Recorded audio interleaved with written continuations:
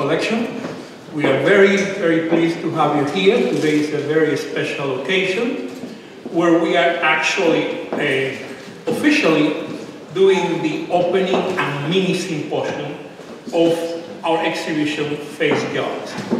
As you, I hope that if you haven't seen it, see the exhibition, don't miss it upstairs.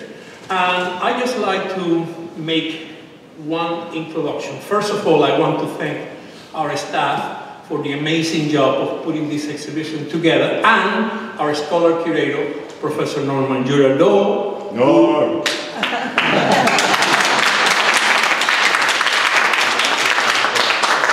Who is has done a lot of different projects with us, and now that he's retired, he's doing more. I mean, he's really now doing what he likes to do, writing and doing our work and curatorial work. No committee meetings, that is the most important thing, I mean, he's so excited about that, Anyway, Norman will be introducing our speakers today. I would like to make a couple little announcements. One of the exhibits upstairs that I would like to ask you to take a look at is Steering Son Heroic. It's an African American from slavery to freedom, 1619 to 1865. They are photography by William Earl Williams. He's a professor from Haverford College. It's a very beautiful exhibit that is not only inspirational and actually the spirit of place, but also historical, exhibition of a collection that he has been putting together for almost 30 years. Take a look at that exhibition, and we still have some catalogs upstairs, and you are more than welcome to take that. And as Willie say, that is a bargain, I mean, he couldn't believe that we are giving them away. But that is what we do as a teaching collection. We like to be able to do that kind of things. We don't charge. We don't get much money either, but we don't charge. Anyway, I would like you to take a look at that exhibition. It's a really, really beautiful one. And interesting enough, and Norman will talk a little bit about that, they connect, with Facework. As a matter of fact, I kind of rushed Norman to have this exhibition a little earlier than what we were planning, just because of the connection, of these two exhibits, and he will talk about that. In connection with Face Jugs, we are having another, and we like to do collaborative things. We are having a workshop on April 5th by one of the artists in the exhibition, in the Face Jugs. I call him Amadeo, some people call him Emilio Salomoni, and he is an incredible ceramist, and he will be at the Banana Factory. He's doing a workshop at the Banana Factory, and if you want more information, we will be very happy to give it to you.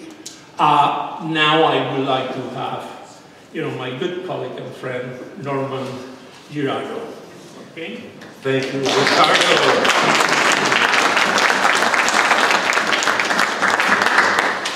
And as you all know, we always need to express our thanks to this extraordinary director of the Lehigh University Art Galleries. I mean, the shows that are done here, you would not see at many other places, anywhere else in this country. And it's really been wonderful the many years that I've been here to be able to work with him. And this is the beginning of a whole new phase of weirdness, so I'm delighted about that.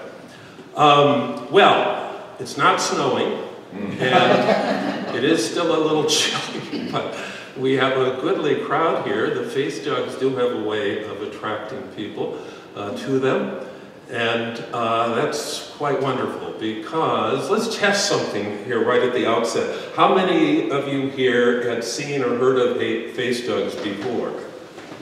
Well, God, okay. Usually it's not quite that way, and that's a good thing. But what we also will learn, even those that are versed in the wonders of Face Jug tradition, there really is a tradition there, and it's a fascinating tradition, and it touches all aspects of American cultural history, racial history, religious history, etc. That's why, as Ricardo indicated to you, and he's correct, he really pushed me. He said, oh, by the way, we're going to do this show this time, and we had been planning it for about 2 years down the line. But the thing that convinced me was when I started to look at Willie Williams' idea about the show that he wanted to do upstairs in the Civil War and the whole issue of American racial history. And it just became a powerful connection. And again, the temptation here is for me to start telling the stories of how I got involved in this. I'm going to try to avoid most of that, but let me say one thing that makes the connection. And that's something we will be touching upon, that is one of the really interesting aspects of this whole question of what face jugs are, where they come from, what they mean, etc., is its connection with slave tradition, Southern tradition, and all of the vicissitudes of lightness and darkness associated with that. We're getting signals from outer space here. I'm not sure what that is. Anyway, I just wanted to say that the connecting point for me was when I heard that there was a conference down in Columbia, South Carolina, at the University of South Carolina, the McKissick Museum, on the whole issue of what's referred to as the Edgefield District tradition of pottery. And that has a very important place in the overall history of American ceramics, but it also has a very important connection with the whole problem, question of the role that slaves played in those potteries, and the connection with the meaning and significance of so-called the slave jugs, looking at one right here. Anyway, I went down to that, I was intrigued, I didn't know much about it, and my brother was with me, and he's another one of the co-conspirators here, and he's come up with, from Atlanta to be here. I'm very appreciative of that. But that is where I encountered these two wonderful people that you will hear from in a minute, and someone may have to take the hook to move me away so they can come up. But Arthur gave the keynote talk at that event, and it was a very moving presentation. And I remember vividly, April, that you came running up afterwards, because I had to ask a question about it. And as you'll find out, April's a force of nature in all sorts of ways. And, the connection was made, and the rest is history, and here we are. So I don't want to say anything more about that, because eventually I will be giving a little presentation. Basically, I'm going to do a kind of virtual tour of this show. So let me save the rest of that for later. So here's our plan. We have these two very distinguished people with us, and I think there was some confusion. It's called a panel session, whatever you might think that would be. We're not really doing a panel session. We're going to have 3 presentations. Dr. Arthur Goldberg is going to go first, and then April Hynes, and then I'll finish, and then we'll have a question period where all of you can ask whatever you would like to ask. And we need to try to keep 15 to 20 minutes each for these presentations. And then we'll take it from there. There's a reception, and then you can all go upstairs, and we'll have a chance to chat with you, etc. But before we start this, there's one thing we must do. Ricardo mentioned that one of the so-called northern potters, and we have this special group of Amadeo Salomone, Wes Muckey, Greg Zieber, and Phyllis Seidner, who are here, except for Greg, and I'm sorry he wasn't able to be here, but Greg is not here. But I want each of the artists just to stand up so all of you know who they are. So we've already mentioned Amadeo. Please stand up, let people see who you are. There is Wes.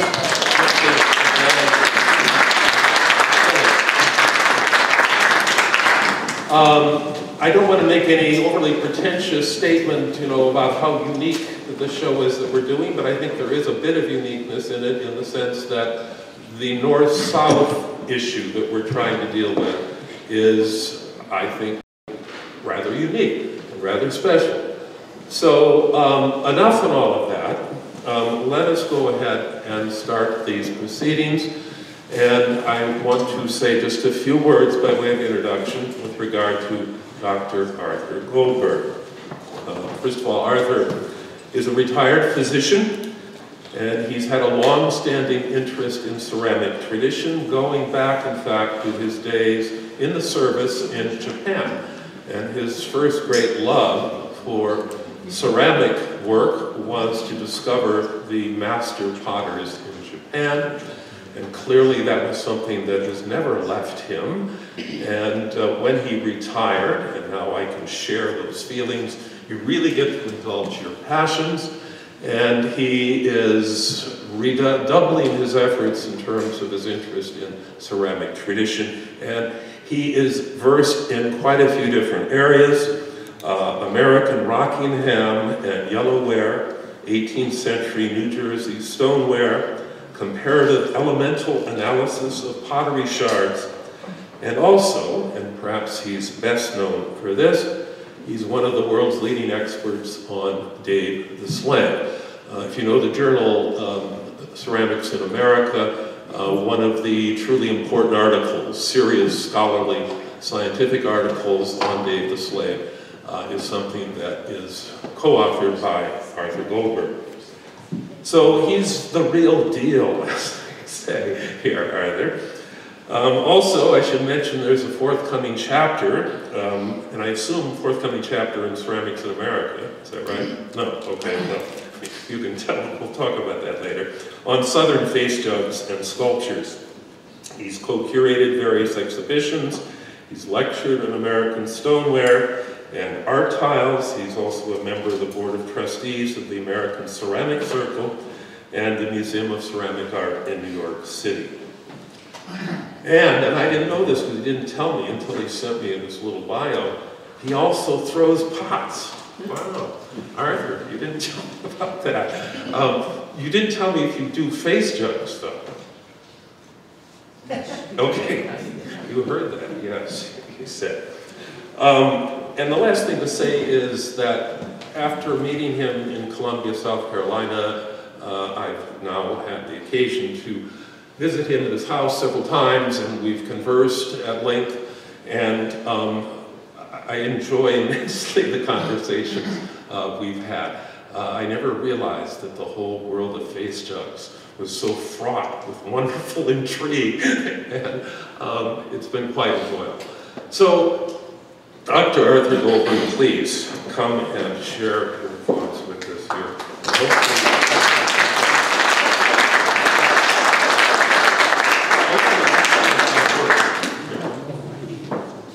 Can we get more light here? Well, we can turn off the lights. Where's the light? Raise the light. Do you know how about working this thing? This. Someone's got to be able to see. That changes it. We go back. It's not, but this is forward and back. Okay. You need a water? Good evening. Good evening. I must make a comment that the exhibition upstairs is truly incredible. And I think it should be considered as a landmark exhibition. I've never personally seen anything like it. It's truly breaking new ground. I've tried for years to try to get some curators to do an exhibition like this, but this is a very, very special one. But I didn't want, since you mentioned it, I made that. I wasn't going to show it, but that was, I do some potting on the side. I said, just as a fun thing, and then I had the opportunity to, I said I didn't want to do these things, but I did. And then this I just happened to find, but it does show the extent of which face jugs in many ways, and we use the term face jugs very loosely because there are also other face vessels as well, either a pitcher or a cup, but I thought this was very well done. There was an important exhibition in Columbia where they gathered about, I guess about 25, 27 face jugs attributed to slaves in the Edgefield district of South Carolina during the period about 1860s and 1870s. So I want to focus the talk this evening on the historical importance, and what you see here is an example of one of the African sculptural, in a sense it's really African art, made by slaves. And our understanding of its overall design will be enhanced by analyzing early Cubist art. So it's hard to come up and find something new and different. No one really knows for sure the real purpose of and the function of these face vessels. So I thought that if we understood them from an art point of view, at least in that direction, there's no argument. You can see things as they are and enjoy them in that way. And these vessels are actually really unique in Western ceramic history. New ideas of African ceramic aesthetics were introduced for the first time in the United States. So how did we initially learn about these vessels? And the major initial scholarly contribution to recognize and understand the art of these vessels was by Edwin Atlee Barber, who in his 1909 book, The Pottery and Porcelain of the United States, wrote about slave vessels which were made in their spare time by the slaves at the commencement of the Civil War in 1862 at the Colonel Davies Pottery in Bath, South Carolina, and that's part of this larger, at that time, Edgefield district. Most importantly, he recognized that they were significantly included in an illustration in one of his books. And he was an outstanding, or actually, just to go back a bit, this was another example of one of these face vessels, and was on the cover of the catalog at Columbia. This is the illustration that was in Barber's book, and if you know Barber's book, it's really became a Bible for American ceramics, and without his diligence and his research, it would have taken, I guess, another 50, 100 years to gather up the information he had. And so most of the material in the book is really high-style stuff, porcelains, other very fancy decorated vessels, and art pottery and things of that nature. So for him to have put a small section in his book of these vessels, of the face jug, was really something special, and that he recognized and enough to inform everybody about it. So without this information, it would be a considerable amount of conjecture and speculation about who and when these vessels were made. But as a very astute ceramic scholar and historian, Barber discussed the significant features which hold really true today. He recognized a number of salient points about the face jugs. He understood the jugs represented, quote, the art of the Southern Negro, which was related to their background in Africa. He noted that the white clay inserts for the eyes and the teeth, and I'll show you an example, but it's really to be seen on this one, were ingenious, and that's in quotes, and recognized the use of the alkaline glaze of sand and ashes. 150 years ago, he was prescient in his understanding and recognition of the importance of these vessels. Now, so here you can, so most of us have felt that the illustration is comparable essentially in overall design with the face jugs that you will see illustrated, and the one, this little one, is on exhibit upstairs in the gallery. And then Barber also accepted into his collection, he was curator of ceramics at the Philadelphia Museum, 3 face jugs.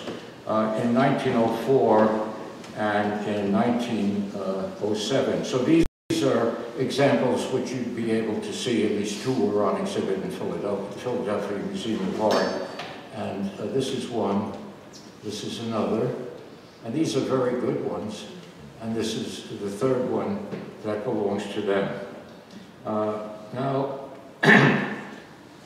you know, as an aside, there are very few museums, art museums in the United States that have face jugs. And there's always this great lag between what knowledgeable collectors, and I like to refer to them as collector scholars, who have recognized the importance of so many different aspects of American ceramics. And it takes years for the museums to recognize them. And that's something I've never quite understood, but there are multiple reasons for that. And so, at least because of Barbara, they've always had those two. They've always had two on exhibit.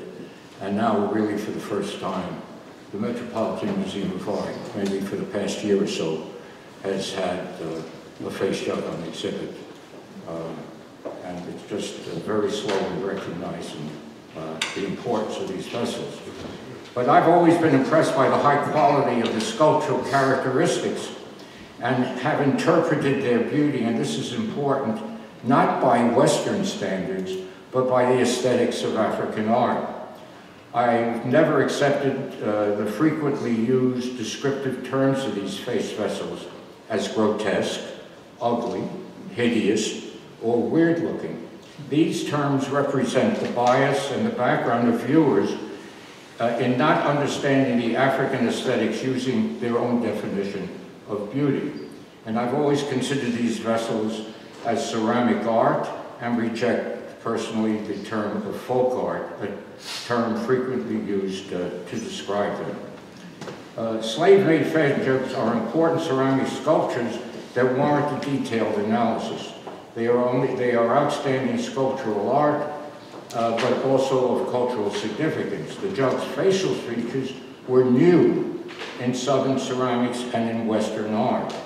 Their powerful and intense facial features must have been made to express the slave potter's inner thoughts and feelings. An important historian and social historian was Forrest Ferris Thompson, who recognized all this when he wrote, quote, "The white clay eyes and teeth set against the glaze makes the finest Afro-Carolinian face vessels appear to roar, while works 3 times their size merely whisper." And I think that you have to, I mean, there's so many great jugs upstairs, everything's different, there's different social backgrounds, different aesthetics, different potter's feelings in many of them. But you may find your uncle in there, you might find your best friend, or some other facial features that, you know, that remind you of various individuals. But it's very, very important, and I've always tried to do it, is to truly try to communicate with the vessel.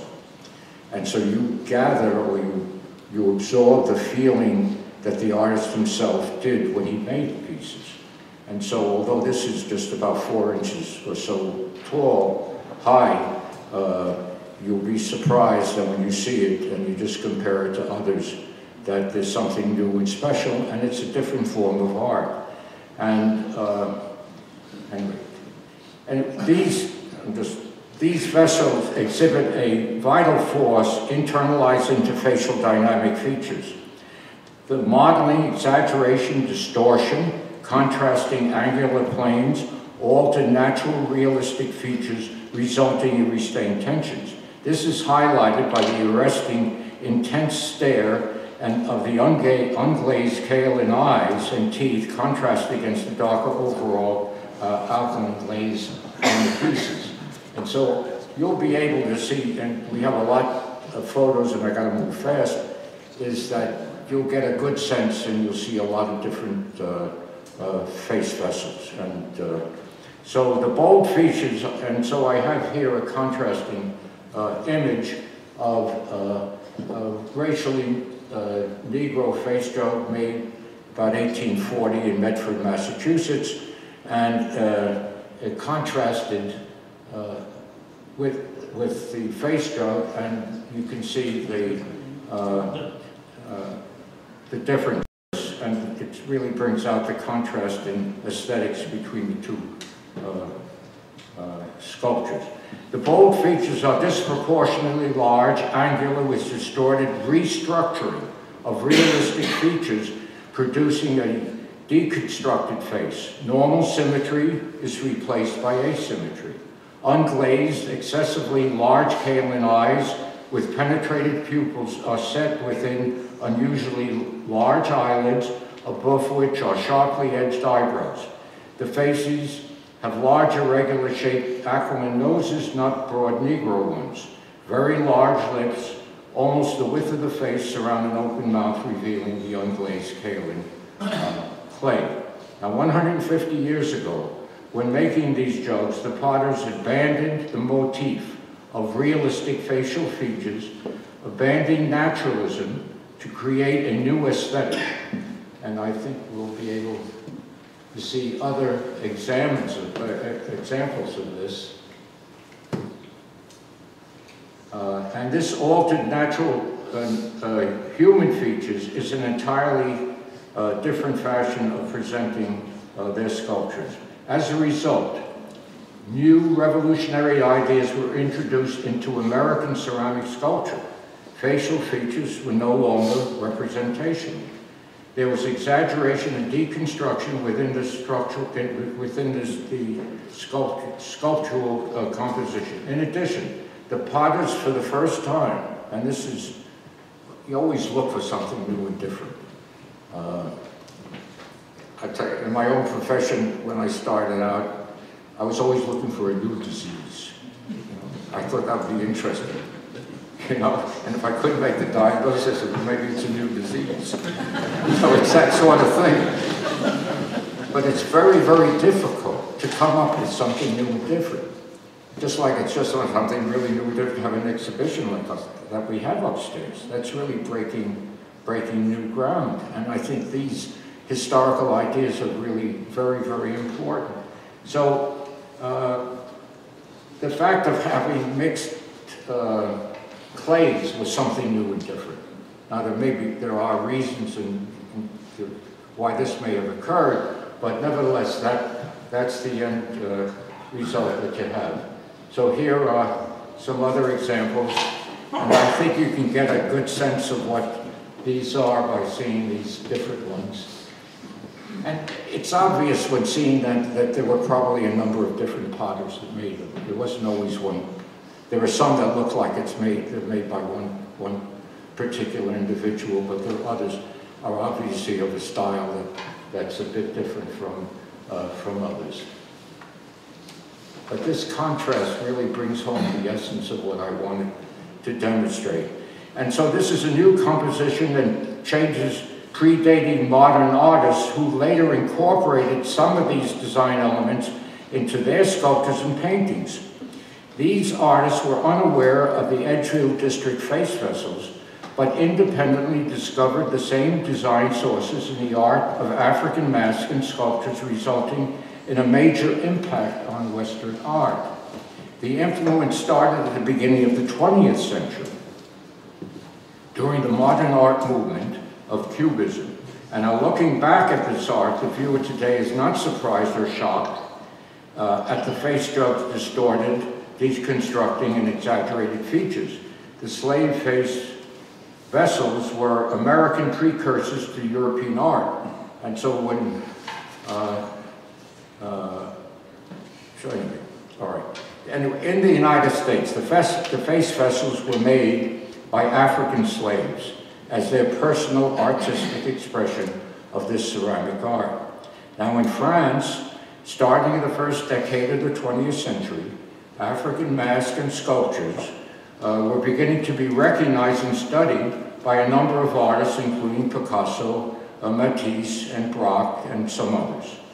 This was 50 years after the African slave vessels were made in South Carolina, and their popularization just never occurred in the States. It was only at the beginning of the 1900s when, for the first time, African art was exhibited in New York City galleries.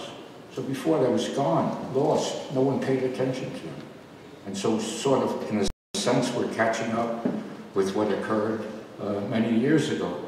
They introduced the artists we spoke about, African design and structural elements into their art, and this was revolutionary for Western art. Now I'll briefly discuss Cubism to further emphasize African aesthetics, to show how certain elements were adopted, developed, modified, to better understand the slave-made ceramic vase vessel designs. So I think we have some more other examples of these vase vessels. Here's another one. This is obviously by a different potter. Here's another type.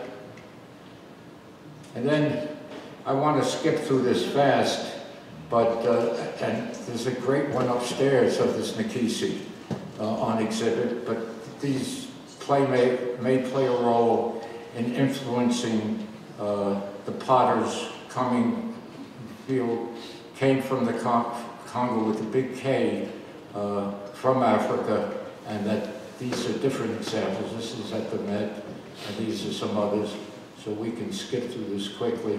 But there's an outstanding one of these power figures, similar in part to this one, and that's a whole different thing. So I'll show you some examples of Picasso's painting and sculpture, and also of a Matisse sculpture, so you get a sense of, or at least I've always got a sense of what the African art is and how they made it and what these elements are. So this is from Picasso's painting Les Demoiselles d'Avignon, which was one of Picasso's earliest paintings in 1907, in which he included,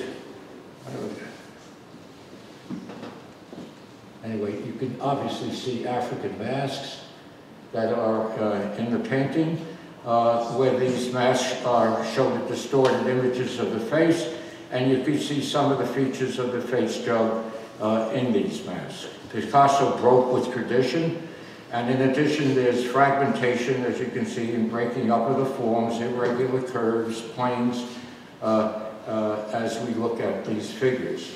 And so here is another example of a 1907 torso of a woman with similar Cubist changings and African-style mask face-like features.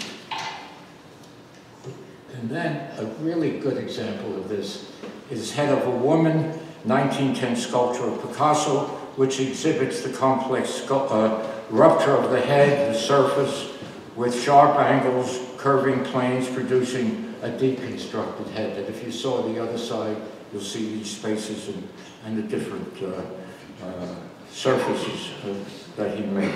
So his Cubist ideas were further developed here, and there's a quote from Apollinaire, who was an important poet of that particular period in Paris, and Picasso having said of these African sculptural pieces, these masks and sculptures, because what happened at at the main museum in Paris at the time, they went down the street, the local place, they walked in.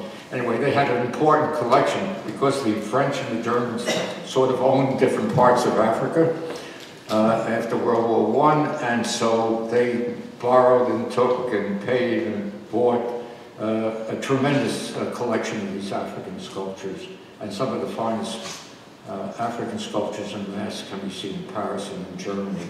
That was brought back during this particular period. So the painters went and they saw these things and they really impressed them. And what I find remarkable is how these ideas were absorbed. They picked it up, they recognized, they saw the artistic features the same way that Japanism was able to be influenced by so many different paintings when they recognized the art of the Japanese prints or other aspects of Japanese decorative arts.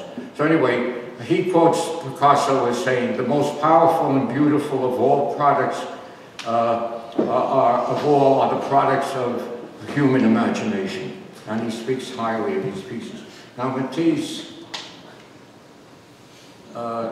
was also influenced by African art. This is just one example, but it's an extreme one, but he incorporated and assimilated African aesthetics into his sculptures. And in this sculpture called Jeannette 5 of 1916, the normal features of the head is replaced by disorganized and exaggerated elements, all of different shapes. The human face was reconstructed. Now we've gone really now full circle, and I don't believe that critics today would see the sculpture and they would say that face is ugly or grotesque, because we see these things in a different fashion. So what occurred, and I think this is great for American ceramics, what occurred in the Edgefield district of South Carolina in the 1860s and 70s was something new and different in the United States. Thank you.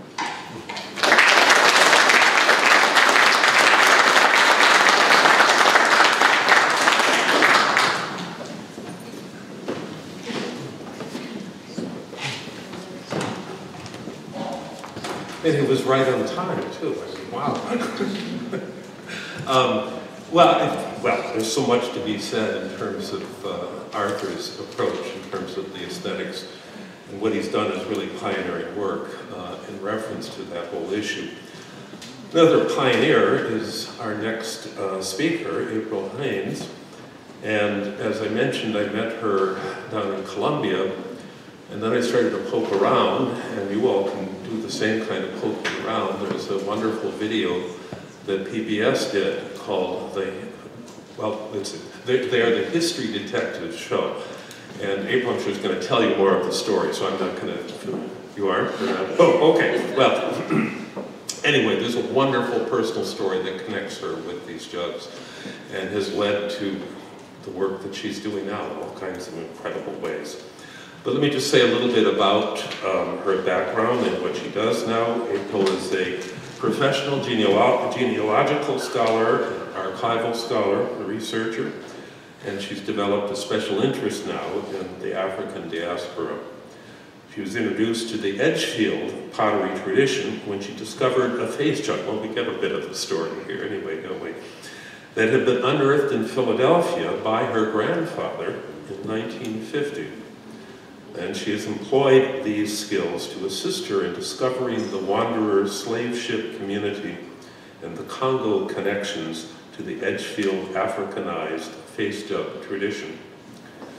Ms. Hynes is a principal researcher of the Wanderer Project, and you can call that up also on the internet, and has presented her work at the National Smithsonian Museum at Boston University, and has received grants from the Chipstone Foundation and the Ancestry.com to further her research. She's currently authoring a forthcoming book with Dr. Jason Young and the University of Georgia Press, which is entitled The Face Jug, The True Story of a Lost Family Heirloom and the Remarkable Journey of the Last Enslaved Africans Who Made It. Title of April's talk this evening is African American Face Vessels, History and Ritual in 19th Century Edgefield, South Carolina. April.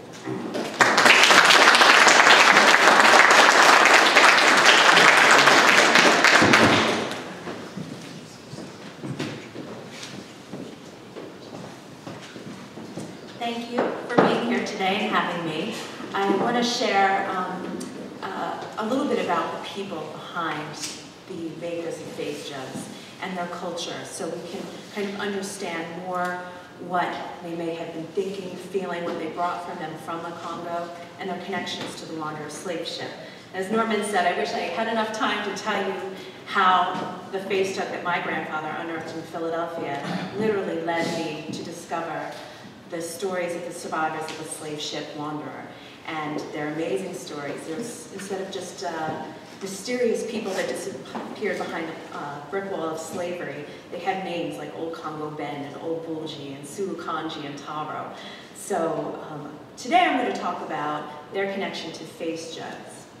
The first image, let's see if I can first image of the face jug was taken in Aiken County by photographer J.A. Palmer. And the composition was inspired on the cover of the January 28, 1882 Harper's Weekly, which featured the painting The Aesthetic Monkey. In an overtly racist gesture, Palmer substituted an African-American for Beard's monkey and replaced the face with a face jug.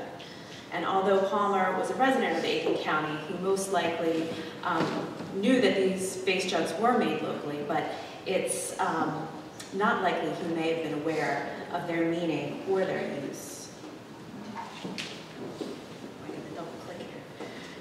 Within the white community, face jugs were seen as stylized and often mocking representations of African Americans.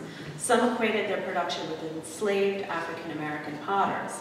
In others, they were ritualistic objects used in the practice of African cultural and religious beliefs. In the 1909 edition of Pottery and Porcelain in the United States, as Art had mentioned, Edwin Atlee Barber had interviewed the Edgefield pottery owner Thomas J. Davies. And in that interview in 1862, Thomas J. Davies explained these interesting vessels as homely designs in coarse pottery, including weird-looking water jugs, roughly modeled on the front of the form in a grotesque human face. He also noted that they were not made in secret and that the white population at that time regarded them as having African precedence. These curious objects, he went on to say, which I have seen in several collections labeled native pottery made in Africa, possess considerable interest representing the art of the Southern Negroes, uninfluenced by civilization, and we can readily believe that the modeling reveals a trace of Aboriginal art as formerly practiced by the ancestors and the makers of the Dark Continent. And aside from Barber's interview, nothing had really been written about the history of face jugs until Thomas Ferris Thompson had published his work.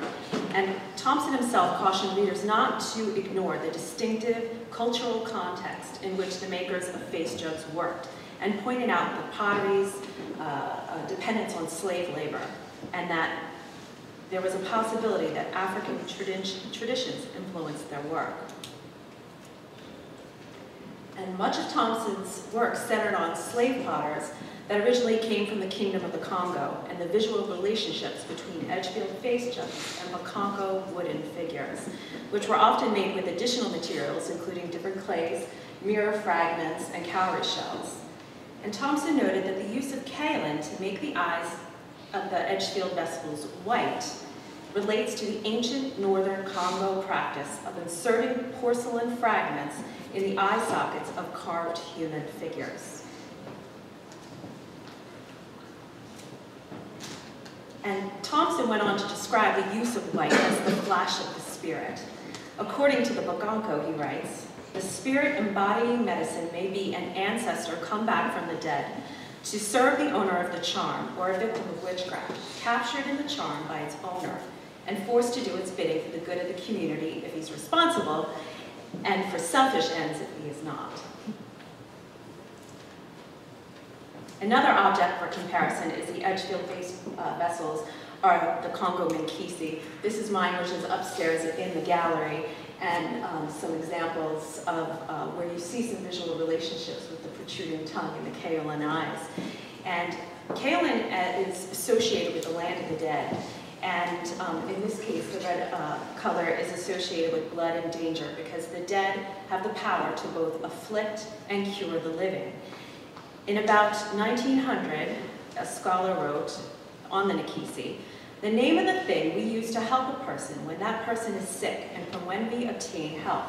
The name refers to leaves and medicines combined together. Thus, a Nikisi is also something that hunts down illness and chases it away from the body. Also, Nikisi is the chosen companion in whom all people find confidence. It is a hiding place for people's souls to keep and compose in order to preserve life." Nikisi are wood figures. Their stomachs are hollowed out where they place magical substances within their stomach. and a village shaman known in the Congo as a Nganga summons the ancestors and activates those spirits by hammering in nails or other sharp objects. And they represent covenants and resolutions within their Congo community. And what I want to talk to you about is conjure and the art of conjure. And when you understand what was going on in the slave communities and what they believed, when you read through the WPA articles and you hear their firsthand tales of using charms and using conjure and worrying about people getting clippings of your nails and hair, you start to understand the way they think. And when you understand their connections to the Congo beliefs, things began to make sense. Now, although there's no evidence that the Edgefield potters made Nkongi Nkisi, there is evidence that they produced conjure bags, which performed really the same ritualistic function. Although related to the Nkisi, face jugs, we believe, served a variety of ritualistic functions. As Art said, I don't think it was just one thing. It meant something to its maker, and they were used for different purposes. And it's also true that different parts of the African continent were represented in Edgefield. Following Thompson's interpretation of the scholarship is the scholarship of John Michael Vlach, who agreed that early Edgefield face vessels had a direct Bakongo cultural link. He noted that these enigmatic forms were found in African American homes as late as the 1940s, and he said that they were objects imbued with power. Vlach also noted a very historical event that happened in this regional district that would have brought Western and Central traditions, Congo traditions, to this particular area in South Carolina. One of the last slave ships, 50 years after the slave trade was abolished, was brought in and brought in more than 407 Congolese Africans. And their presence most likely would have provided a stimulus for sustained appreciation of face vessels by local African Americans.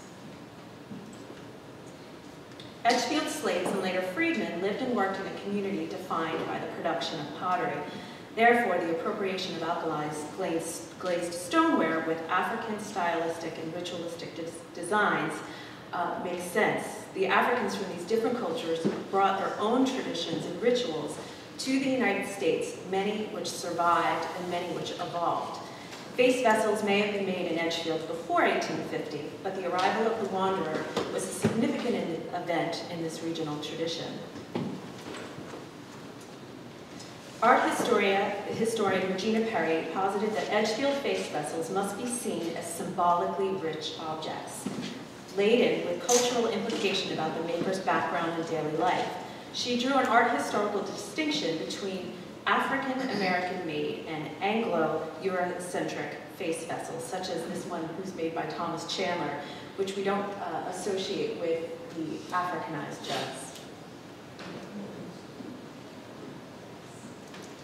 And 407 Congolese Africans were aboard the slave ship Wanderer, which was led by Charles Lamar and his conspirators. And more than 400 of these survivors were scattered across the South. They were sent to Texas, Louisiana, Georgia, and elsewhere. But more specifically, more than 200 of these Congolese Africans were sent up the Horse Creek and made to work in the Edgefield district. And in 1906, anthropologist Charles Montgomery interviewed 7 of the Augusta Africans from the Wanderer. These 7 represent the more than 400 Africans. And there, he interviewed them, he asked them more scientific questions, such as language examples, which I read and sent to Kikongo scholars, Linda Hayward and John Thornton up in Boston University. And they speak fluent Kikongo. They recognized instantly their language and was able to ascertain that Tom, Lucy, Kate, and Romeo were all from the same area, and they were able to articulate more that they were from the area of Madimba along the Bizi River, along the Congo region. And part of my work has been not only to find the stories of the Africans from the Wander and the relation to pottery and to our history, but also to find their living descendants, and some of which had no idea about their connections to the Wander, and some of which, like Ward Lee, whose African name was Sulu Kanji, remarkably held on to their oral history. They held it in high regard. And here, this is a face jug that was made by Sulu Kanji, who was an Edgefield potter. Now, it's very crude. Art and I were just talking about what this may have been covered with. It could have been a KO1 wash, it could have been white paint. The point of importance to note is that it's white. Sulu Kanji would have understood the cultural connections to painting this ritualistic object white. And this remains in their family along with the carved cane, and the history of Sulu Kanji is kept very well and alive within their family. And what was interesting about that jug was obviously it was a face jug potter, and it was a direct link with Congolese influence. A growing body of evidence suggests numerous ways in which early Edgefield face vessels are directly linked to African-inspired rituals and religious practices, including conjure, hoodoo, root medicine, which survived the trip across the Atlantic and was recreated here in America. In South Carolina's restrictive slave communities, much of their cultural practices had to be practiced covertly, such as their language, their dress, mannerisms, music, and dance, all were viewed not only with disdain but trepidation. Resistance was an essential survival strategy and took on many forms. Working at a slower pace, letting animals out of the barn, were all just a few of those examples. And when slaves cooperated with each other while performing these quiet acts of resistance, they were at times successful in lessening their burdens. In general, many African customs were not practiced openly until after the end of the Civil War. Romeo here built an African-style hut, which he lived well into the 19th century in Edgefield County. And his house may have been very similar to other houses that I had learned were constructed in nearby Hamburg by survivors Cato and Amwala. Amwala stated to the Augusta Chronicle in 1888 that he was from the Lower Guinea region, born in West Africa, and he regularly visited with the other Wanderer Africans who were on the Tillman plantation, right where Romeo was.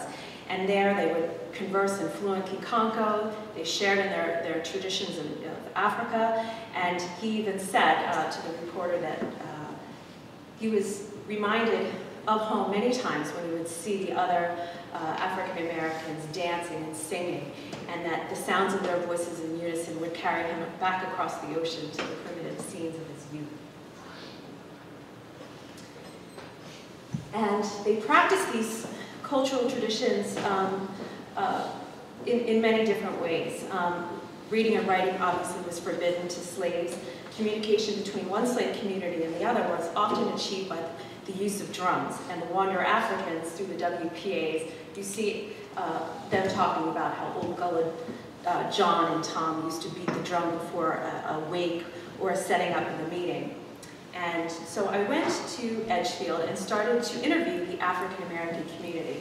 I wanted them to tell me what face jugs were, what they believed they were used for. And I learned so much about their culture and through their eyes, what they believed these were for. In a recent interview, 96-year-old Georgia Scott, a longtime Edgefield resident and educator, recounted so many Africanisms, so to speak, that were continued and preserved in her community. And she remembers how one community versus the other side of the Savannah River would communicate through drums. And here's a little clip if it works.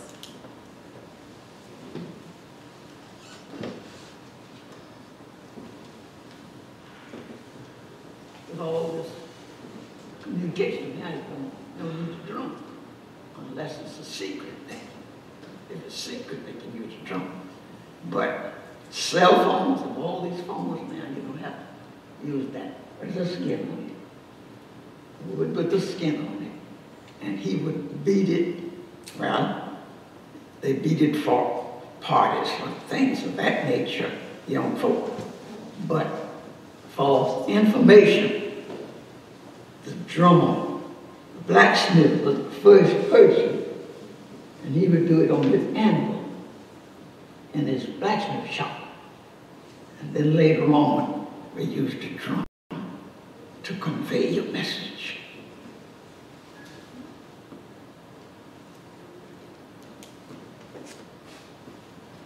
The African American potters of Edgefield did much of the same thing in taking a basic utilitarian jug form and converting it into a very carefully coded spiritual object with hidden meaning.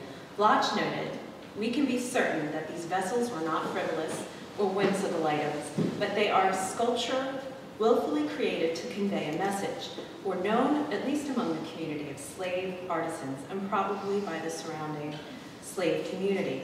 An example of their syncretic nature of the face vessel is as a possible function of a water container. Jason Young, my colleague, points out that the Wakanko land of the dead is believed to reside at the bottom of lake bottoms and riverbeds, which carry the spirits to water. And Bloch likewise drew the connection between water and the land of the dead and African American burial customs. Slave graveyards contained white broken seashells, broken pottery and glassware, and this is a phenomenon that is also found in Wakanko burial sites. And here I met with Edgefield resident George Breithart, who recalls finding face jugs in African American graves. The jugs were prevalent when I was a child. I do remember them in the yards of people. But I found it most fascinating that on Schultz Hill, and Mr. O'Brien is very much aware of Schultz Hill, when some graves were moved about 20 some odd years ago, how many of them had little jugs in the grave sites. And the superstition part was part of it, I'm sure, you know, to ward off evil spirits, because hell and degradation are the ultimate of evil spirits. Face jugs' true meaning may have been kept hidden from the white community. Edwin Atlee Barber wrote in 1862 that Davies witnessed his slaves making face jugs, which he described again as weird-looking water jugs. And the key point here is that face jugs fall into a tradition of coding, and what may have been simply a water jug to Davies might have been something quite different by the people of the African American community. And African Americans very well may have encouraged this misinterpretation as simply an odd drinking vessel, leaving the owners unaware of its hidden meaning and uses. The Wakanko believed that the land of the dead is a mountain made of kaolin, and that white is the color of the spirit world. Rubbing kaolin or placing it inside a Nkisi is the necessary way, both literally and symbolically, to establish a connection to this purified place. And to the Sanya people, the forehead symbolizes omnipresence, the beard symbolizes leadership, and the large eyes symbolize contemplation, all to convey the notion that the spirit occupies the figure. And among the many African American cultural rituals that persisted during and after slavery was the practice of conjure, also again root magic and root medicine, and it was a widespread African influence system which is still practiced in the South. Born out of West African divination practices, conjure was prevalent in North American slave communities. Here in the 1900 U.S. Census, I found here in Schultz Hill in Edgefield County that Richard Phillips was working as a root medicines. And another article I found also stated that Edgefield County and Aiken County was the epicenter of conjure. And here in the WPAs, this is just a short clip, but it's full of these stories of people's memories of conjure and charms. And it was used for diverse purposes, from protection and healing to cause harm to others. It was perceived as providing additional level of protection for its practitioners. Rabuteau explained the function of conjure in this way. Primarily, conjure was a method of control first, the control which comes from knowledge, being able to explain crucial phenomena such as illness, misfortune, evil, and secondly, it comes from the capacity to act effectively as it was a force by which man, or thinks he can, achieve most desired end. And third, a means of control over the future through reading the signs, as well as an aid to social control because it supplied a system whereby conflict, otherwise stifled, could be aired. The actual practice of conjure, which in Edgefield may have included the use of face vessels, and it may have helped slaves cope with the realities of plantation life, providing them with a degree of power. A former slave from South Carolina interviewed by the WPA stated, "Girardot said that he put a spell on old Mars, and he was believing everything that we told him about Saturday night and Sunday morning. Slaves turned to conjurers for help with everything from love spells to revenge against other slaves, as well as protecting themselves against the violence that Christian preachers were telling them was justified." One of the wanderer survivors that I discovered is Old Bulgy. She lived in Montgomery, Alabama, and collected roots and herbs for medicine. And here is a short clip of her description. I had it acted out through a voice actor, but these are her own words. Everybody called me Obula, but my name was Boja in Africa. I was the daughter of a Congo king. He was a biggie man. White men fetched us aboard their big ship with a magic lantern show and good things to eat. They got us all down in that ship. That was a terrible voyage. I never forget it. Biggie ship. Biggie water all around, you can't see nothing. My master was Dr. Rush Jones, Halicon Hill near Montgomery, Alabama, but I called him Rushy and Missy M. I had my pride. I know nothing about work. When I got tired, I quit. Come freedom time, I fended for myself. Went down to Commerce Street every Thursday and Saturday, and things I'd grow, sassafras, berries and roots for medicine. I don't know how old I am, 200 maybe.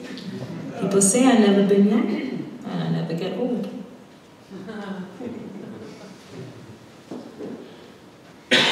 Slaves also turned to root magic as the medicinal counterpart to conjure. They incorporated many objects into their belief systems, such as the silver dime around the ankle to ward off evil or give warning of a malefic conjure. There's some specific conjures that were practiced in Edgefield, but I'm running out of time, so I won't go into those. But it was the talk of the town when one of the Edgefield residents fell sick and contacted a local root doctor who found a charm buried under her door. And then once that charm was pulled up out of the ground and the root doctor had performed certain functions on it, she suddenly became well and was the talk of the town. One thing that's very important is where charms were placed. And certainly the doorway was very, very important. It's where a person passes and where a person goes. And Jeffrey Anderson explained in Conjure in African American Society, all an enemy has to do is get some of the victim's hair, his nails, or water in which he had bathed, and have a witch doctor make a concoction, which buried in front of the victim's door will surely bring death. Something very interesting is when I went to the African American community in Edgefield County, and I began to ask them where they remembered, what they remembered about face jugs. Over and over and over, they remembered that they were used by the door. Reverend Alexander Pope had remembered seeing them in the congregation of his father, used by the doors. And I think there's a very specific reason why these were put by the doors. And African traditions rarely survive unaltered in the New World. Therefore, even though Edgefield vase vessels were influenced by Bakongo culture, they were not straightforward. Minkisi, nor did they solely perform the same function. Jason Young states that Black American conjure traditions were not mimetic. Rather, they established a ritual space where Africa was both remembered and reimagined. In the end, Slave elaborated on the Congo Minkisi and created a new ritual object, replete with their own construction and with their own manner of invocation. And although there's much evidence that supports the argument that early edge-filled face vessels are polyritualistic objects derived from the Congo relief system brought over on the Wanderer, research still continues. One thing is very clear: edge-filled face vessels have sparked incredible responses from a wide variety of audiences, collectors, scholars, and enthusiasts. While the utilitarian and ritualistic functions of these vessels might not ever fully be understood, there's no question that face jugs were important objects to the lives of 19th century Edgefield community of enslaved and freed African Americans. I certainly couldn't go in today all of the information that we have on this. I recently co-authored an article in Ceramics in America with Claudia Mooney, where we look into a lot more of these stories. And it's a great read, as well as hopefully my upcoming book, which, you know, if you want to learn more about the Wanderer African, certainly visit my website, which is thewandererproject.com. So thank you for letting me share that with you today.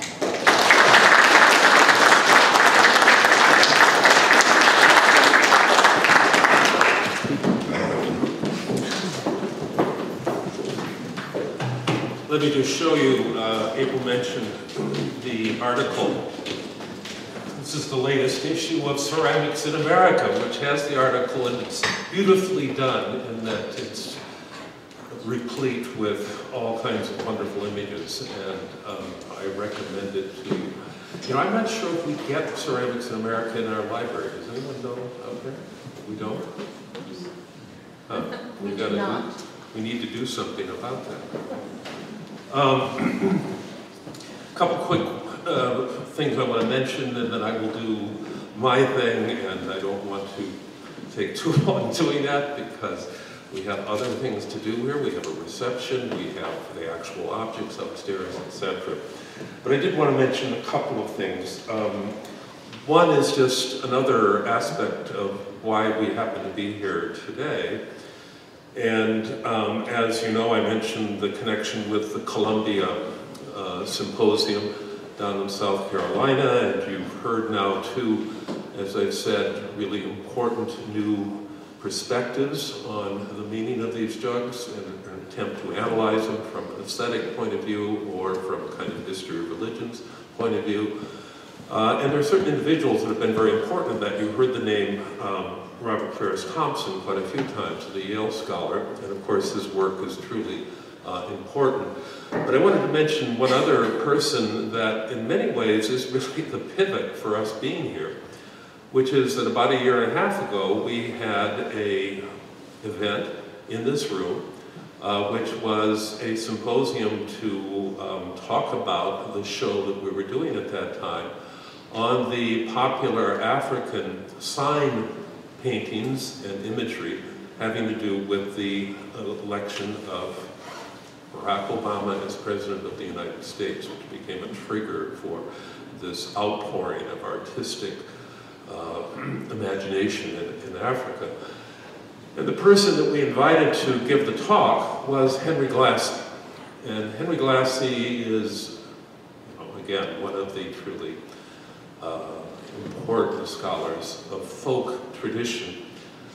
But as Henry said, it's very important, the thrust of his talk was to get us to realize that ceramic tradition is really art tradition. This idea that we make a neat little separation between craft and folk art, which is sort of nice stuff, but it isn't like real art, you know.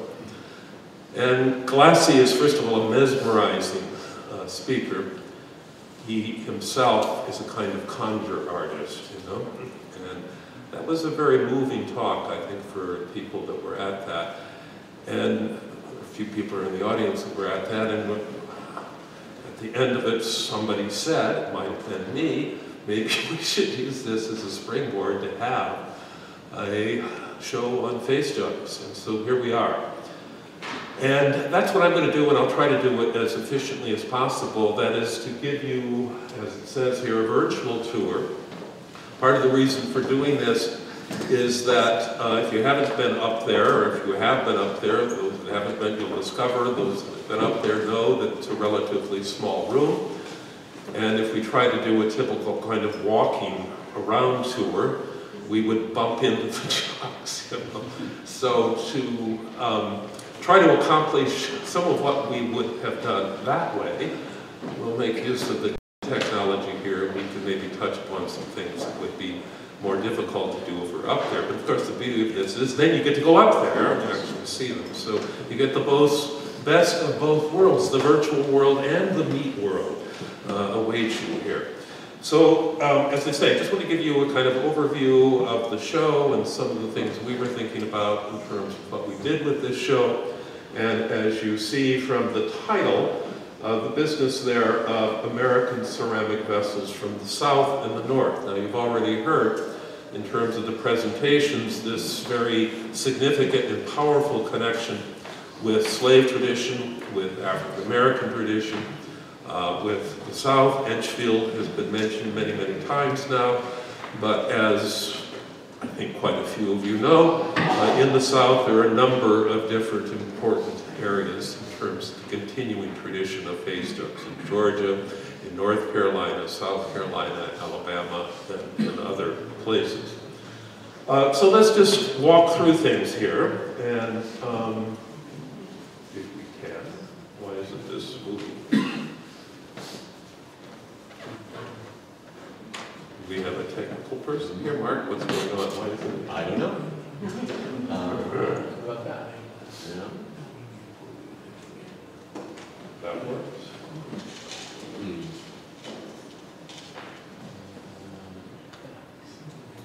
That is one of the problems, isn't it? When you rely on the technology. Oh, There you go. I don't know why that worked though.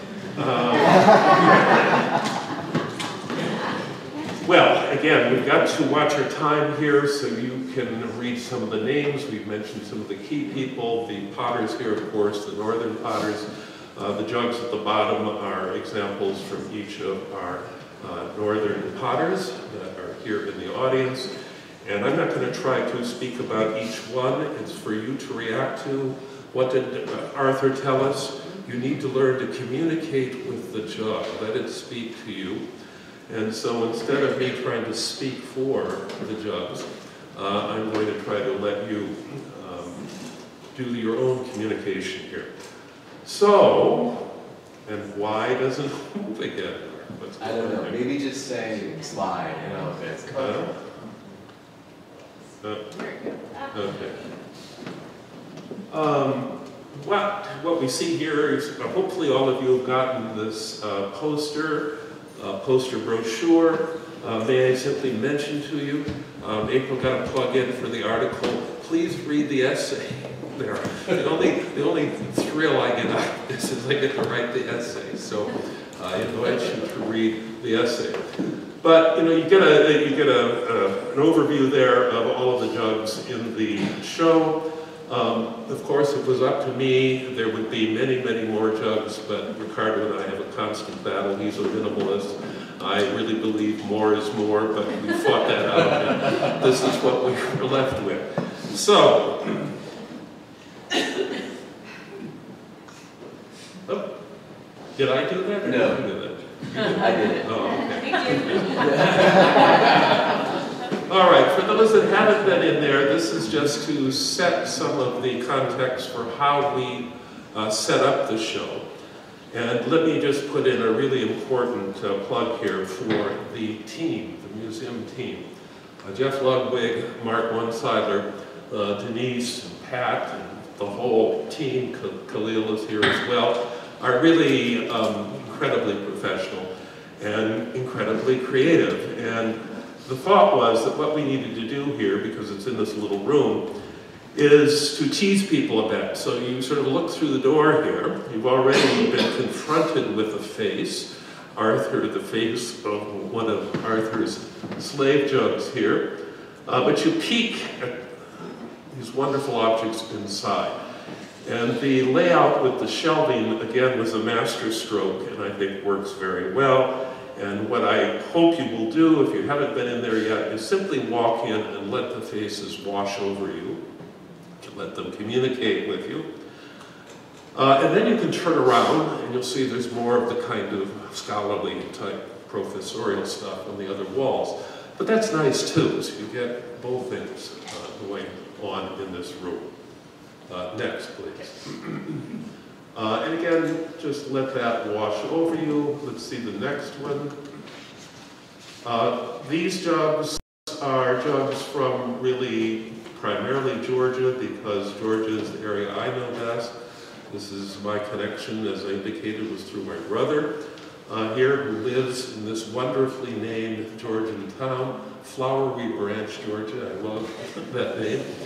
And that's up in North Georgia, right on the edge of the Potting Clan territory. So most of these jugs are from the various Georgia potting clans, but there are other things here as well. Some of the North Carolina material, and then very importantly, the northern jugs. And we'll tell a little bit of that story in a minute. If we could do the next one. And yes, the Hynes, they are come. This is such a glorious vessel. This is Billy Ray Hussey, who's one of the great masters in North Carolina, and talk about something that really has a power to it. This is a good example of that. If we see the next. What we're going to do here is, and the original idea is that we would have kind of background music here without me trying to explain each jug, and you just react to the faces. We're not going to do the music. We're just going to walk through some of the faces, and then we'll do more of an attempt to tell you some of the context for where they come from and what they mean. So the different artists here, we know the African slave jug here, and then some of the others. If we see the next, well, you've probably reacted to the head of Christ there. It's a quite extraordinary story connected with that jug. It's not something you're supposed to do from the South, and the story is a bit unnerving, and maybe afterwards I can tell you some of that story. If we see the next. Well, again, I'm not going to talk about each of them. Please notice the L. Metters, Lanyard Metters. He's a key person in terms of the modern history of face jugs. He's the one that was asked by the Smithsonian to be a part of the first Folklife Festival in 1967. And when they showed off his jugs, people were completely smitten by how interesting and unusual they were. He, in fact, avoided the use of the expression grotesque and preferred things like eccentric or whimsical, etc. Again, there's a great problem here in terms of the nomenclature and often a kind of veiled racist element that is written into the nomenclature. Not that Metters himself was, but there are certainly elements of that. We see the next, please. Again, there are stories within stories here. I'll just mention the middle one, of course, that's Mr. Imagination, the book. All of you must now focus on the bottle cap mule, one of the most fabulous objects that exists anywhere. Mr. Imagination saw the jugs that we had in our house, as a matter of fact, and said, I can do that. And of course, he'd never thrown a jug in his life. He wasn't about to learn, but he took a bottle and molded plaster and made a face. So he had a face jug. If you see the next, well, again, notice, in this case, C. Metters. One of the issues is the fact that in the South in particular, most of these, not all, but most, are family or clan traditions. This is Cleet Metters. The Hewells being another very important jug family. If you see the next, Purdue, there is a Mucky Ziemer, a multi-faced, very interesting jug. Another Hewell, Roger Korn. We'll get a chance maybe to say something about him, but I want to draw your quickly attention to McDowell. This is Jim McDowell.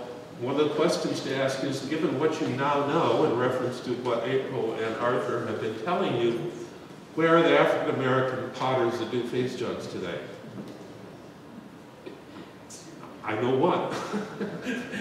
Jim McDowell, who I met in Johnstown, Pennsylvania, but now is in Asheville, and an interesting potter in all kinds of different ways. If we see the next, please. Although, go back quickly, okay, there's one point. The other question asked is, whatever you want to, the expression you want to use, grotesque, whimsical, eccentric. One of the other questions that come up, where are the female faces? Now, look at the blue one. What do you think? Is that a female face or not? I'm not sure, actually, but let's go on here. We're going to get ourselves in trouble. What to mention here? Well, Ferguson is another one of the major clans in North Georgia. Stanley Ferguson is the son of Bobby Ferguson. I think we flipped past that just before. Jamie Ferguson is a young woman. Again, what about, it's one thing to say where are the female faces in the Jugs, where are the female artists, the female potters? And as a matter of fact, there are some, but not many. Jamie happens to be one of them. If we see the next, again, just that we've seen Huel many times, and of course Phyllis in terms of a female potter today, Phyllis. And Phyllis is doing really interesting work these days. She's in New Jersey, well, West and Craig, etc. Let's see the next. Yes. So the question is, where does it all come from? And of course it does. Everything comes from the primordial lump. And actually this was a that I picked up from a potter in Loch Ness when I was seeking the monster. And there was a potter there that did Loch Ness monster pots, and they made these little lumpish things. And that has become a very important object for us. You see the next.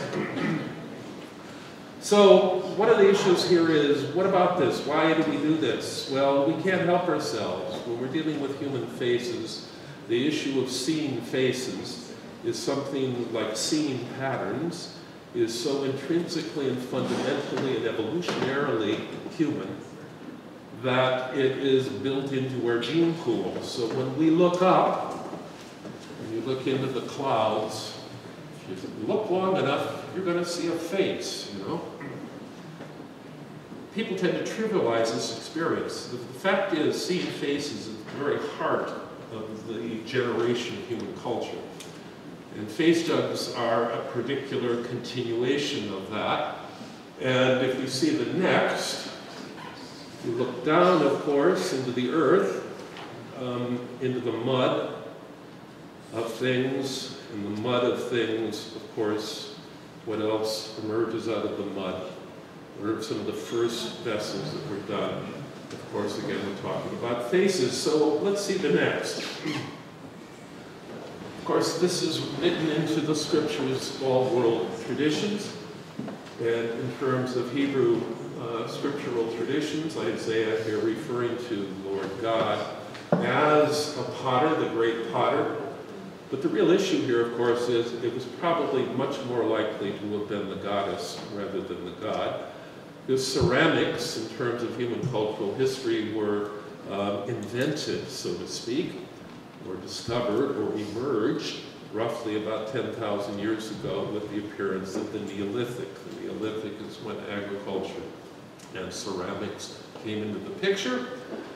And this is a controversial issue, but it seems pretty good by way of a significant consensus that the goddess is a central figure in this period. If we see the next, and indeed some of the pottery ware from that period indicates, again, that the face aspect is one of the key elements in terms of the religious imagination at that point. We see the next. And of course, I'm leaping over vast amounts of cultural history, but let's bring ourselves down to American tradition. And we connect up with the universal urge that all human beings deal with in terms of seeing faces. But what about specifically this issue of the face jugs? Now, you've then presented some of the most important recent material and research on the slave connection. That's certainly part of it, but it's probably not the whole story, that there is both a European tradition as well as an African connection here. If we see the next, the European connection has to do with what many would say is the tradition of German Bartmann-Krug, or bearded man vessels, or the so-called Toby jug in England. And of course, Philadelphia plays a role in this. One of the famous potters groups in the 19th century was the Remney pottery, and they did face jugs before there was the Civil War, before there were the slave jugs that we were talking about. We see the next. And then, fortunately, I don't have to say now much about this. You've already learned from the masters on this, but this indeed is something that is truly important, and as both April and Arthur have indicated to you, these things have been talked about often in ways that make it very difficult to see through to the significance of this. And that really is significant. The whole shamanistic or conjure element being one very important facet of that, in addition to which the more aesthetic approach that Arthur takes being equally significant. We see the next.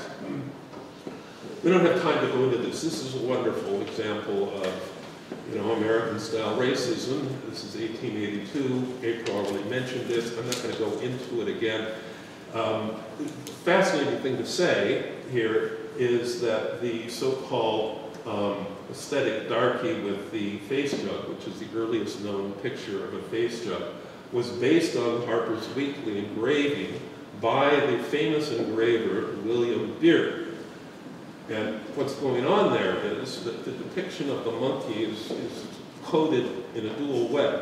It's a reference, one, to the fact that Oscar Wilde was giving his famous American tour at this point, and the sunflower is a symbol of his aesthetic theory, but it's also a not-so-veiled attack on Darwin and Darwinian tradition, which was tended to be identified with Oxford and with Oscar Wilde in America, and the monkey being the symbol of that. Beard was very famous for his anti-Darwin imagery. Can we see the next? This is our friend Henry Glasser that I mentioned, and I love the comment he makes here. This is about as close as we can approximate the truth in terms of the origins of this. As he says, the story was developed as slaves who worked as potters in South Carolina, but then the idea was carried to the highlands and assimilated into the Appalachian cultural mix. And this goes through the Lanyard letters that I referred to. And like the banjo, what we're talking about here is the whole issue of creolization, or the combining of cultural elements. And I love the idea that, therefore, what is a face jug? It's a creolized riff on African and European tradition in a particular American form, just as the banjo is. The banjo is a quintessential American instrument that comes via both slave tradition and European Celtic tradition, and produces this wonderful instrument that we know as the banjo. So there's a wonderful kind of resonance between that musical history and here the visual history. If we see the next, this is of course Lanyard Letters. As we said, this is the turning point. There's the end of the Civil War, emancipation of slaves. The slaves then are apparently not doing face jugs very much anymore after that. And there is a kind of great dark period there when we don't know very much until we get roughly to the 50s and 60s, but then it takes off in 67 with the Folklife Festival. And the man that was to a great extent responsible, not entirely, but important as a turning point is Lanyard Meadows. If we see the next, this is Lanyard Meadows Kiln, which still exists in Georgia, near the Mossy Creek campground. My brother and I go around and try to find these things, and that's a cool thing to do. We see the next.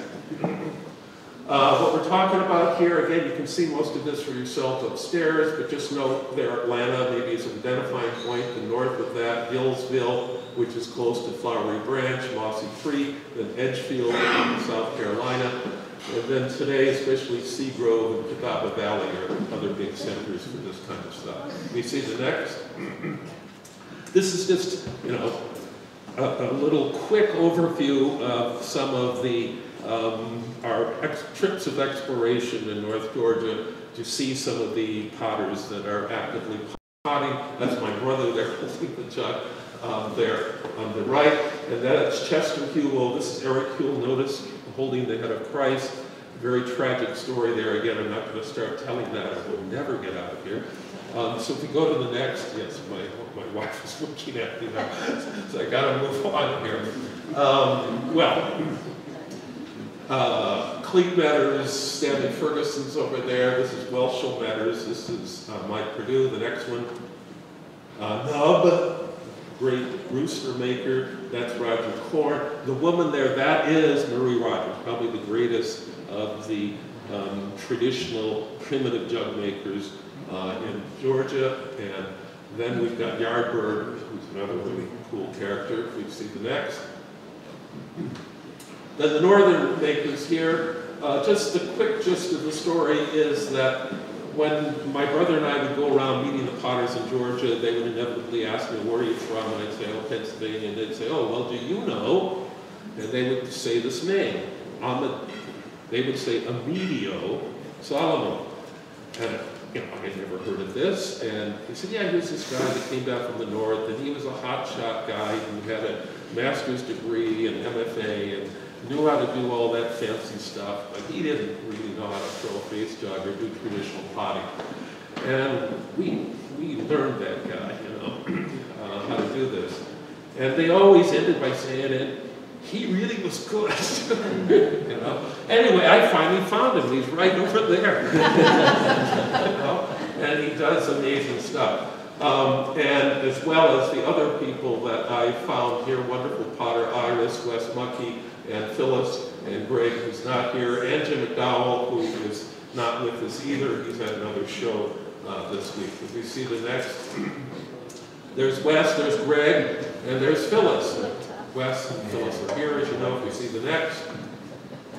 Well, the reciprocating gaze, just let that gaze fix you, and dwell on Arthur's notion that you need to try to communicate with that. If we look at the next one, please. A final challenge to you, yes, I really mean that. This is one that got away. This is a Son Thomas piece. You all know Son Thomas. He's most famous as a jazz, or not jazz, but a blues musician. But he did these wonderfully strange objects on the side. And I don't have one. I would really like to have one. The next one, please. What I mean by that is, you know, where are the other northern face jug makers? They're out there, I'm sure. It could be you, because you have a chance, if you haven't tried to do a face jug on your own. Amadeo is going to do a workshop on April 5th at the Banana Factory, and God, that would be a really cool thing to do. If we see the next, and we're almost done here, be not afraid. If you haven't seen the horror movie about evil face jugs, I don't actually recommend it to you, but I couldn't resist putting that in. If you see the next, yes, the primordial lump is here too. And next, yes, Mexican Wrestling Daily Productions. All right. Well, I know you probably would love to go to the reception table. Do you want to, maybe we should just have a few questions, and then we can all hover around the reception table and talk further. But we should, I think, what were you going to say? I was going to ask. Oh, you're going to ask a question. Well, why don't we have our speakers come up here? So ask as they're coming up here. What are the number of possibilities that the jugs are used for? I've heard something about them to cast off evil spirits, maybe keep children away from drinking alcohol, or what? Well, I'm going to let April pick up on that because she's been doing the work on that. I apologize, I I didn't hear your question. I mean, I haven't heard a specific reason as to what the basic jugs were used for, enlivenment, or besides water. But did they contain alcohol ever? Did they?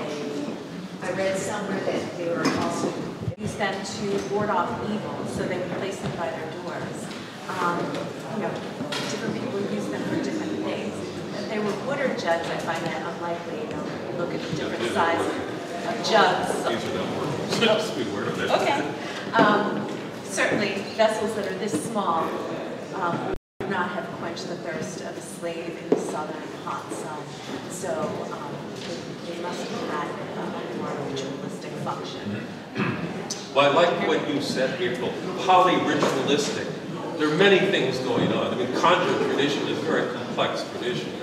And so you can't really assign a single meaning or a single function to it. Why wasn't it a jug? Huh? Why a jug? Why did it? didn't have contents. One, because a jug is a container. And the whole issue of containing, whether it's a material object, water, or spirit, the issue of containment in terms of religious tradition worldwide is one of the key elements in any tradition. So that's certainly part of it. Beyond that,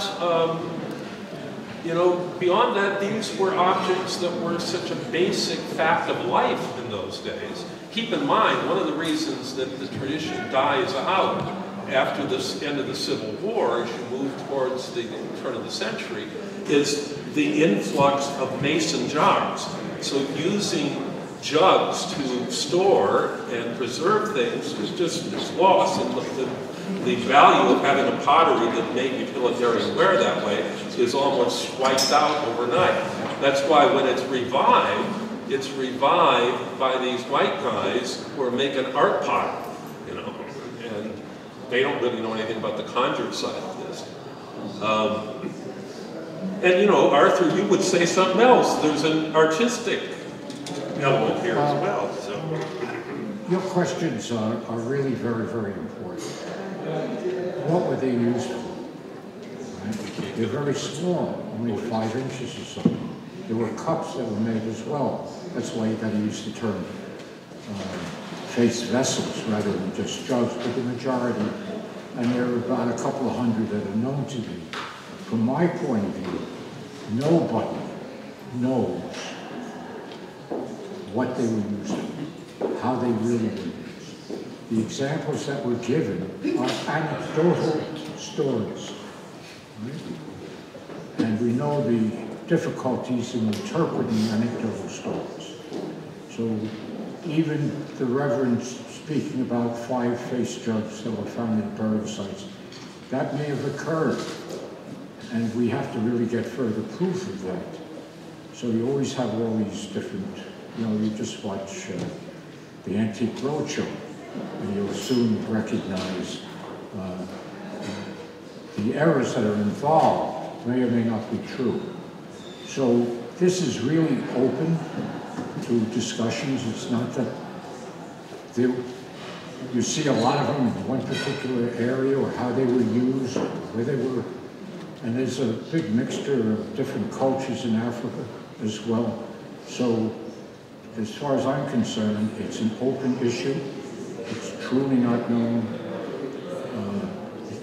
The idea of a water jug just doesn't make sense. It never really probably made sense to Thomas Davies, who was a very bright guy.